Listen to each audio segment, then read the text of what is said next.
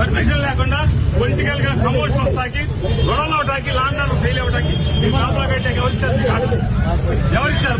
కేసులు కడతారా? కట్టుకోండి, మేము రెడీగానే ఉన్నాం. ఏదైనా తెలుసుకోవడానికి సిద్ధంగానే ఉన్నాం. వైఎస్ఆర్ కాంగ్రెస్ పార్టీ జెండా పట్టినోడు కేసులు అయితే లెక్క చేయడానికి చెప్తూ సెలవు తీసుకుంటాం.